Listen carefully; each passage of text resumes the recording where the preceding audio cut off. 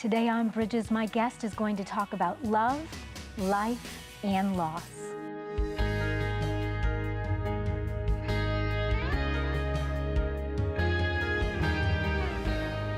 Welcome to Bridges. I'm Monica Schmelter, and I'm so glad that you could join us today. Today we're going to be talking about love, life, and loss. And my guest is Jill Nealy, and I want to tell you, before I introduce you to her, that parts of the conversation today will be for a more mature audience. You may not want small children to be in the room to hear this, so you might want to just set your DVR and be able to watch this at a later time. Jill, it's so good to have you here and meet you. Thank you very much, Monica. It's a pleasure to be here. You know, as I said, we're going to be talking today about love and life and loss, and that's something that all of us go through. It is, very much so. And I want us to start out talking about your beautiful daughter, Allie, and a little bit about who she was and her personality. And I know that she loved the Lord. I see these mementos that you have from her. Tell us a little bit about Allie, if you would. Sure. Allie is 15 years old. She was absolutely beautiful inside and out. She just had this contagious smile that would light up the room everywhere, anytime she walked in. And she was very fun-loving, energetic, and extremely outgoing. She was also very funny.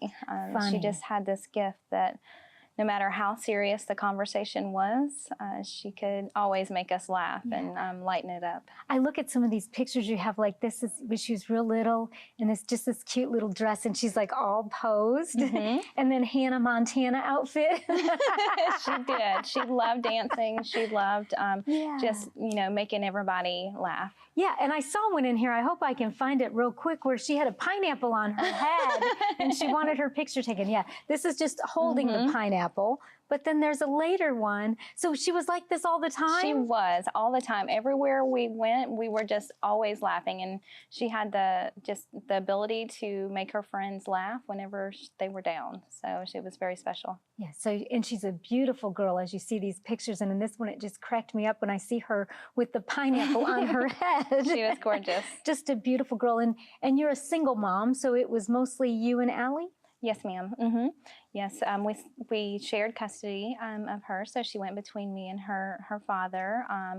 And she was my only one, so I cherished her dearly. And I always loved and dreamed of being a mom, and it truly was the greatest gift God could ever give me. And He did give you a beautiful gift in Allie, and you got to do so many things. I think you told me that one of these pictures was your favorite because it looks like it's a trip to Florida, maybe?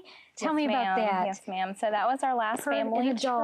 Your last trip. We went with my mom down to Panama City and to the beach for a week, and we actually took her best friend, Rebecca, and on that trip we surprised her. We kept the whole thing a secret, and we took her to swim with the dolphins, and so she actually got to swim with the dolphins and take pictures with them, and it was awesome. I tell you, when I look at this picture with her and the dolphin, and then there's another picture, it looks like with just you and her together, the same vacation. That was on the pier. Yeah, there is so much love and beauty and so much joy, so you kept that part a secret from her. We did, and we told them, well, it was so funny because when we pulled up to go inside, we made them wear their bathing suits under their clothes, and they just couldn't realize, understand why they had to bring them. And then once we shared the story that they were going to do the royal swim, which was the highest level swim, basically, they got to get right up and close and personal with them, and they just got ecstatic and started screaming. I just can't imagine. That's like a trip of a lifetime. And so I'm thinking this picture is her with Rebecca on the pier. Yes, Rebecca was with us, but that one's actually me and her together. So, yes. It's wonderful. So she looks like a lot of fun, a cheerleader. From elementary through middle school, she did cheerleading for many, many years, and I was always kind of the mom that was on the edge of the bleachers because she was one of the smaller ones on the squad, and she was always at the top of the formation. So I'm always making sure I didn't want her to fall. So, right, because no mom wants their daughter to fall. And as soon as they come down, I'm like, such a relief. Yes. So as you can see, Allie was just the most fun-loving girl, beautiful on the outside and on the inside. And this is Jill's only child, and you guys got to spend so much time together. And I love this. This is outside. It looks like maybe the Department of Motor Vehicles. Yes, yes. They actually took her to take her test, and she got passed her permit. And there's actually another picture in there of one of her first experiences driving. And she was actually pulling in. I was teaching her how to park a car, and her first parking spot, she was so excited. She was crooked, but she was in the lines. Yeah, she was crooked, but she's in the lines. I'd be proud. Like, I count that as a pass. That's real good. She did good. Well, I was proud too, because we were both still alive. Because that's the whole thing. Like, as a mom, you know, we want our kids to grow up, and yet at the same time, standing on the top of a cheerleading pyramid or parking, it brings us all of that, you know, angst and all of those good times. And we've got so many pictures here, but I want to go to, this is her 8th grade graduation. Yes, ma'am, it was. It was. So such sweet times. And let's talk a little bit about her faith. You've got a couple of mementos here. So I want you all to see what a young lady of faith that Allie was. Allie absolutely loved her youth group. She loved God. She loved learning about God. That is actually one of her favorite scriptures, was John 3:16. She actually wrote it out as a bookmark. Yes. And so she said it regularly. And she loved going to like Winter Fast and the different youth conferences. And there was one conference in particular, and that one that you're holding is, I believe she went to the Choir of the Fire. And during that conference, it was probably the one I remember when I picked her back up. She was in the car and just was completely different, completely changed, and you know, just had a personal encounter with the Lord during that time, and it just, noticed a huge difference. Yes, and it has to bring you so much comfort as a mom to know that she had this faith and these experiences. And so this one is dated spring 2014, and I'll just read to you part of what Allie wrote on it. God impacted my life by the worship. I realize now how good he is and what he did for us. It is just unbelievable. I mean, I raised my hand for the first time, and it's just so good. I got so excited when all those people got up around the stage. I knew that they were going to be in heaven with me. The praise and worship was just amazing. A Choir of the Fire changed me. So you're saying when your girl got in the car, you knew. Yes, I did. And so we've shared with you about Allie and her life and how much she loved. And then this program is also about loss and facing loss. And so you got one night, Jill, the call that no mom wants to get. Would you be able to tell us about that? Sure. That is the call that is every mom's worst fear and every mom's worst nightmare, except for that night it became a reality. I was actually went to a worship service that evening with a friend, and it was a late night, around 9 or so when we let out, and I stopped at Walmart to pick up some groceries on the way home. When I got out to the car, I put the groceries in the back of the car and started to head home. And I looked down and I realized that I had 5 missed calls on my phone. And I said, okay, this isn't good. And so I called her dad, which Allie had been, on vacation with her dad and stepmom in Myrtle Beach. And as soon as I called, I could tell there was definitely he was very upset, and he said, "Are you sitting down?" I said, "Yes, I'm in the car. What's going on?" And he said, "I need you to pull over." And so I said, "Okay." And so I pulled over into the next parking stall, and he began to tell me that our 15-year-old daughter had took her own life. And at first I was in shock and I didn't believe it. And I said, "No, you're joking. You're joking." And it was like immediately, I knew that it was true. It was true. And I was like, how did this happen? What? And I started asking questions. And then I started screaming so loud when I got off the phone that I'm pretty sure that it was so loud people across the world heard me. I just remember sitting in the car and yelling and screaming and hitting against, the dashboard. And I just was so distraught and completely just beside myself, and didn't, just the days ahead from then on just were a blur. Mm-hmm. They were a blur. Yeah, I can't even imagine. And you're all by yourself in this car. Mm-hmm. And I actually called my pastor, and they were on vacation, and they actually started traveling up from Myrtle Beach the next day to come be with me. And so your pastor was on vacation? Well, one of my pastor's dad, which is my pastor emeritus, Pastor Jerry. Pastor Jerry. Yes. And he started traveling back. They did. They started heading back the next morning. But that night, he called Pastor Barry and Miss Kathy, and they came and they stayed with me all night to the next morning. And then it was kind of like a revolving door. My church family just came in, and they just were there every step of the way with me for, the next week, and helped me make all the decisions, and, those decisions that you never think you would have to make. No. And there's no book, there's no course that tells us how to do any of that. And as I shared with you from the beginning, this is a story about love, about life, and about loss. And one of the parts of this story that can encourage all of us is how much love that Jill is shown by her church family, how they've walked you through every step of the way, all of these hard things that none of us should ever have to go through any of this. And yet your church family has been there. Yes, I have been through a lot in my life, a lot of challenges and a lot of pain, but absolutely nothing compares to the pain of losing your only child. Yeah. And they were there and every step of the way with me, and still are today. I can't tell you, here it is over a year later, and I'm constantly receiving texts and encouragement and prayers and love and support from my church family.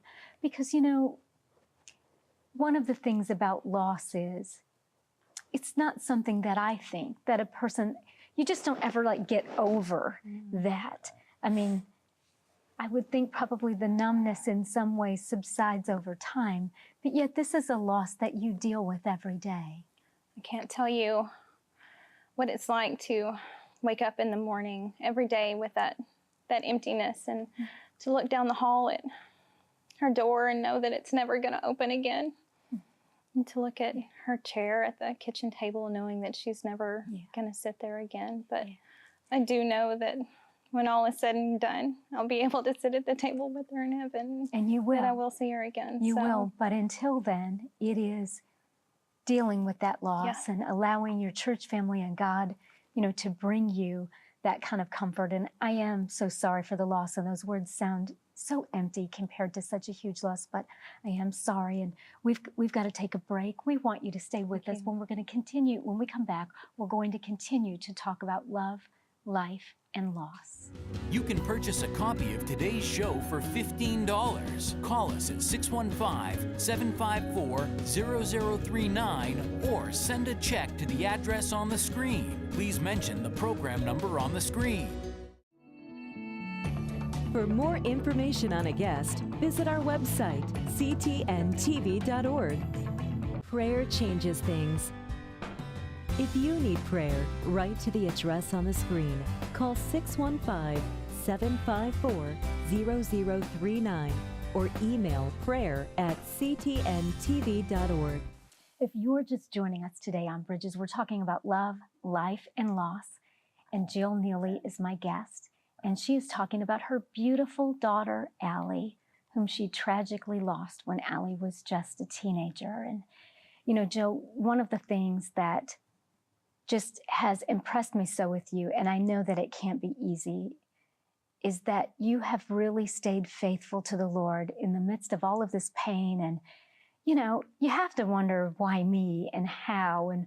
And you shared with me about a half marathon and how God really worked in and through that to help you with your faith.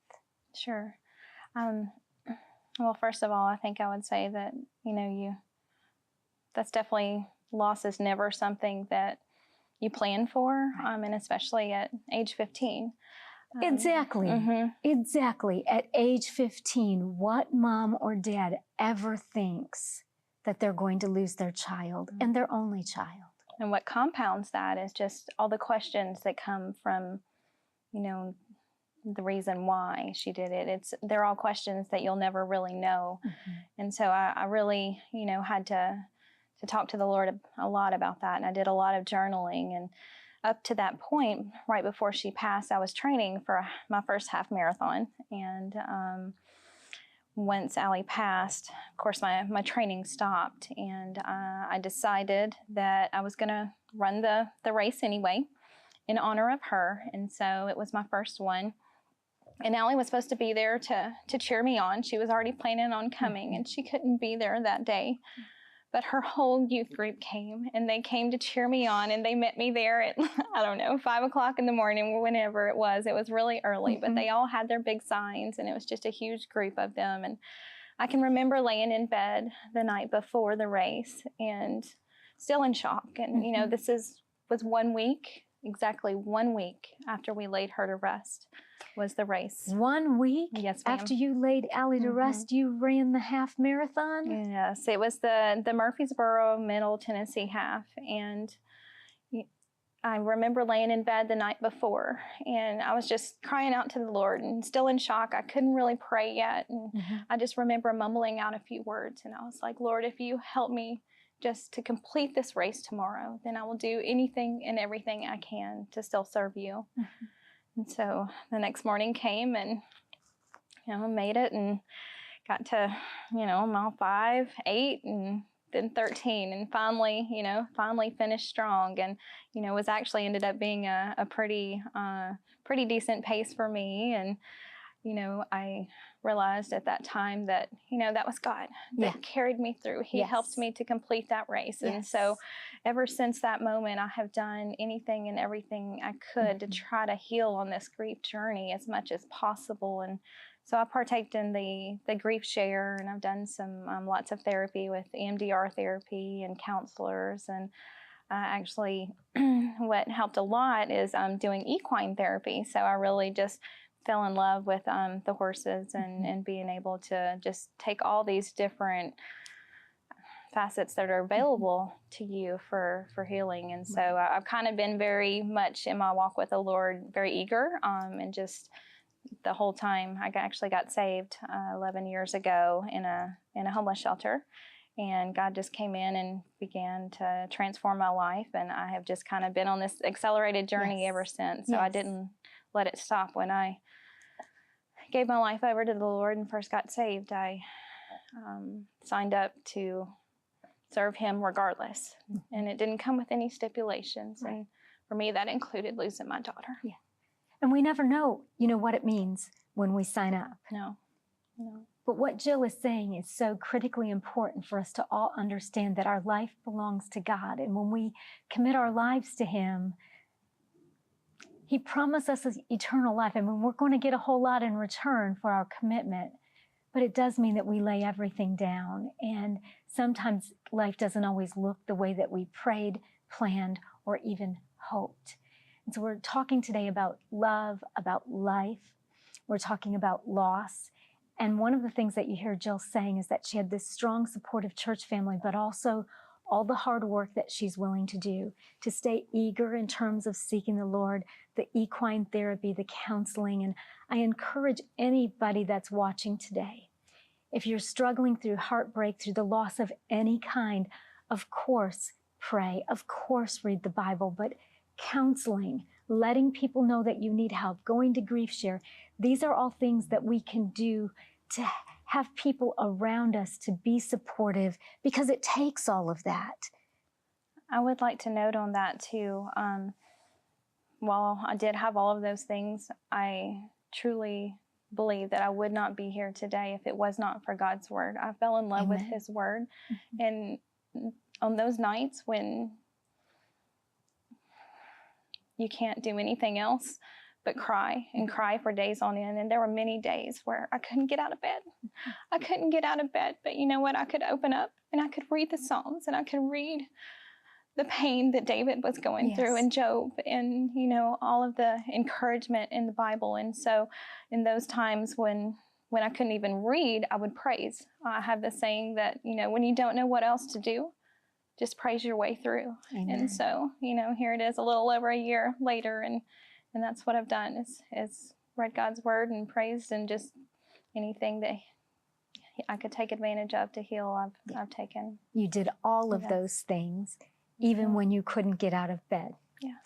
And it's just that staying faithful. It's not that any of us are ever perfect at anything. No. It's just that we hang in there. And what, if anything, would you like to say to parents? Because so many parents, Jill, face what you face. Their child tragically takes their life and they don't know why. They don't know how this happened. And people ask, well, did you see signs? Well, did this? Mm-hmm.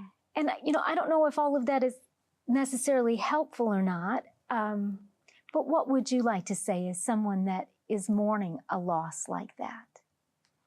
Well, I think first of all, to the parents and those that actually do still have their children, I would say to them, don't ever think that your children wouldn't take their own life, because the enemy is out there to take this generation and to steal our children, and he stole mine. And you never know what your child will do in a moment of desperation. Right. And, we didn't have any signs.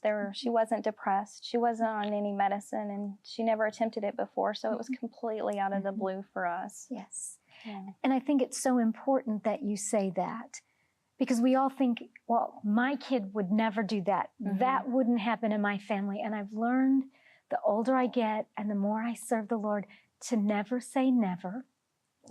Because we don't know, and we don't know what people suffer in those final moments. I shared with you, Jill, that my very closest friend of 18 years tragically took her life at 42. I know that she loved her husband and she loved her 2 children very much. All I can think is that in those final moments of her heartbreak, she just couldn't take it anymore. Yeah. And I've had to graciously accept and cry do all of that to say, I'm never going to have answers to these questions on this side of heaven. And I think when I get to heaven, I don't know. I don't think any of it will matter. But it's one day at a time by faith. And certainly the loss that I went through, loss of an only child is it's just even hard to even think about it. Yeah. But I hear what you're saying to parents is that we enjoy every day that we can and realize that there aren't always signs. There's not.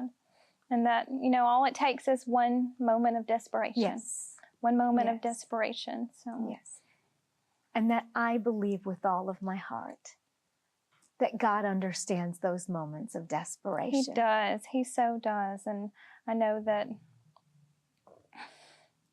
I questioned for quite a while there. I had a lot of questions, and I still do, and they're questions that I'll never get answers to, but it's no different than, someone having cancer or having, I was like, Lord, why didn't she pass this way? Why couldn't it have been that way?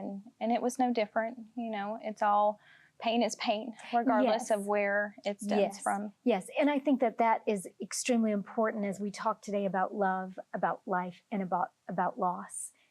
It may be that your child overdosed, that your child got hit by a car. I mean, sometimes we want to focus on the method, like how that happened. But loss is loss. Heartbreak is heartbreak. A mother's love, a father's love. How has this changed you in your day-to-day living now? The questions don't really matter anymore. What matters is that I continue to share her story, that I continue to reach out to people and try to prevent that going forward, and just knowing that there is healing that can continue for any losses that you've had.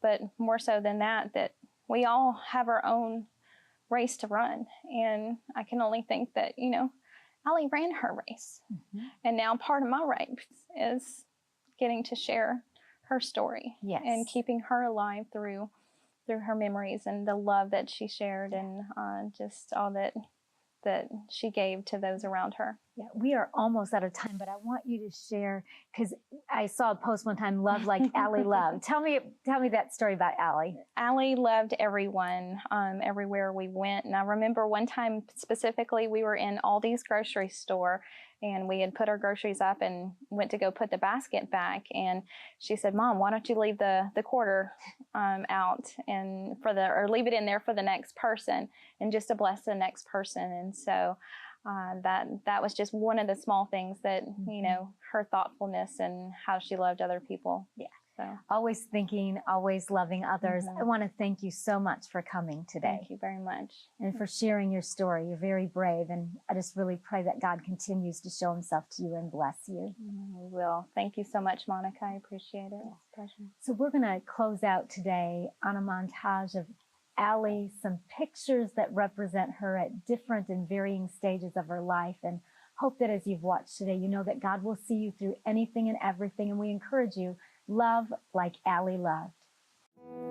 Every tear he will dry, every shadow will flee. All those in Christ Jesus will be made complete. Will be made complete. Come, Lord Jesus, listen to creation groan. Come, Lord Jesus, come and take your people home.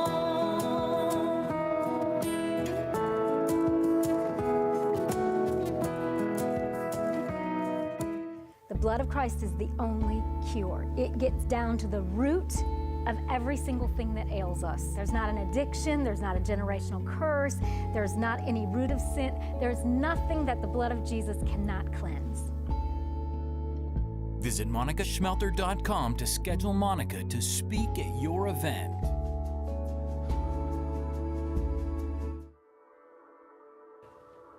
When I truly turned my heart to the Lord, He took every sin I ever did away from me.